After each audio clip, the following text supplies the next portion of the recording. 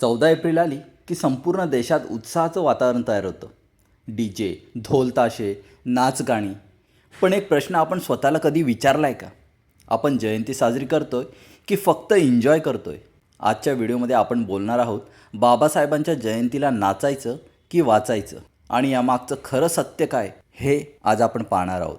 आंबेडकर म्हणजे काय? फक्त एक नाव की एक विचार की एक ज्वालामुखी जो हजारो वर्षांच्या अन्यायावर फुटला? थांबा, आज आपण आधी आंबेडकर समजून घेण्याचा प्रयत्न करूया. आंबेडकर म्हणजे तो लहानसा मुलगा ज्याला शाळेत बसायला जागा नव्हती म्हणून दारात बसायचा. पाणी प्यायचं असेल तर दुसऱ्याच्या हातून प्यावं लागायचं. तो मुलगा ज्याचं स्वप्न मोठं पण समाजाने त्याला छोटं ठरवलं होतं. पण त्याने हार मानली का? तर नाही. तो मुलगा बनला ज्ञानाचा महासागर, कायद्याचा शिल्पकार आणि लाखो लोकांचा आवाज. आंबेडकर म्हणजे अंधारातून प्रकाशाकडे नेणारा दीपस्तंभ. त्यांनी परदेशात जाऊन शिक्षण घेतलं, डिग्रीवर डिग्री घेतली, पण स्वतःसाठी नाही तर त्या समाजासाठी ज्याला शतकानुशतके आवाजच नव्हता. आंबेडकर म्हणजे तो अश्रू आहे जो अन्याय पाहून गळतो, आणि तोच अश्रू आहे जो लढण्याची ताकद देतो. त्यांनी संविधान लिहिलं, फक्त कागदावर नाही तर प्रत्येक भारतीयाच्या आयुष्यात समानतेचा हक्क कोरला. आज आपण मोकळेपणाने बोलतो, शिकतो, स्वप्न पाहतो, त्यामागे फक्त एकच नाव आहे, आंबेडकर. आंबेडकर म्हणजे भीक नाही, अधिकार आहे.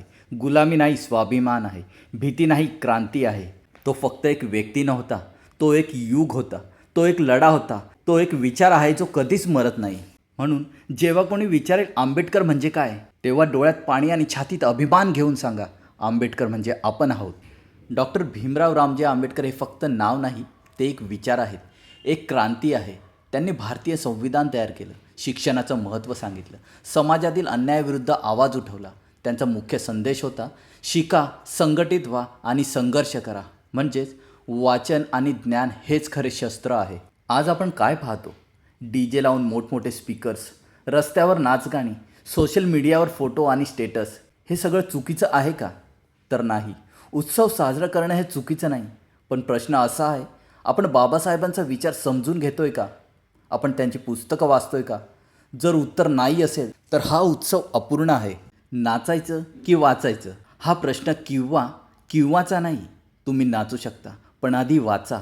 एक दिवस DJवर नाचण्यापेक्षा एक पुस्तक वाचणं तुमचं आयुष्य बदलू शकतं. बाबासाहेबांनी लिहिलेली काही महत्त्वाची पुस्तकं, annihilation of caste, the Buddha and his Dhamma, ही फक्त पुस्तक नाही, ही तुमचं भविष्य बदलणारी विचारधारा आहे.